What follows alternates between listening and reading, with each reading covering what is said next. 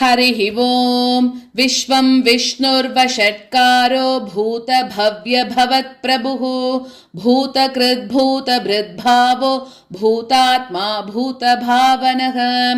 पूतात्मा परमात्मा च मुक्तानां परमागतिः अव्ययः पुरुषः साक्षी क्षेत्रज्ञोऽक्षर एव च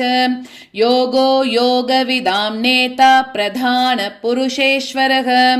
नारसिंहवपुः श्रीमान् केशवः पुरुषोत्तमः सर्वः सर्वः शिवस्थाणुर्भूतादिर्निधिरव्ययः सम्भवो भावनो भर्ता प्रभव प्रभुरीश्वरः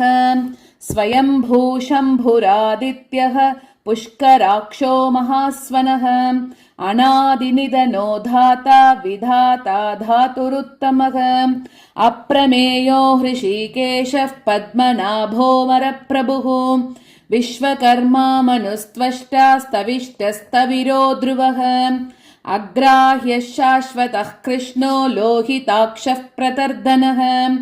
प्रभूतस्त्रिकगुप्ताम पवित्रं मङ्गलं परम् ईशानः प्राणदः प्राणो ज्येष्ठः श्रेष्ठः प्रजापतिः हिरण्यगर्भो भूगर्भो माधवो मधुसूदनः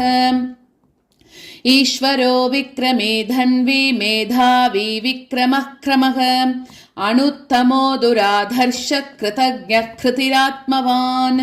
सुरेशः शरणं शर्म विश्वरेताः प्रजाभवः अहः संवत्सरो व्यालः प्रत्ययः सर्वदर्शनः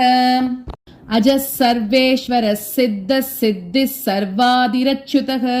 वृषागपिरमेयात्मा सर्वयोगविनिःसृतः वसुर्वसुमना सत्यः समात्मा संमितः समः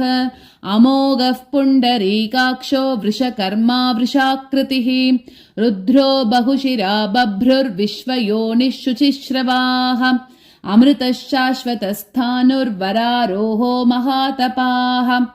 सर्वगः सर्वविद्भानुर्विश्वक्सेनो जनार्दनः वेदो वेदविदव्यङ्गो वेदाङ्गो वेदवित्कविः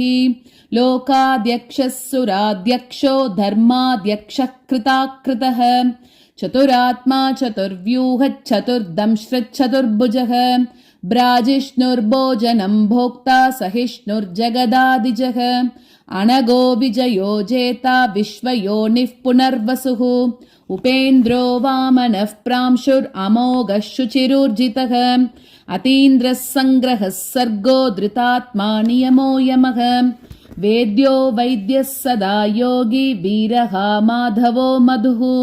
अतीन्द्रियो महामायो महोत्साहो महाबलः महाबुद्धिर्महावीर्यो महाशक्तिर्महाद्युतिः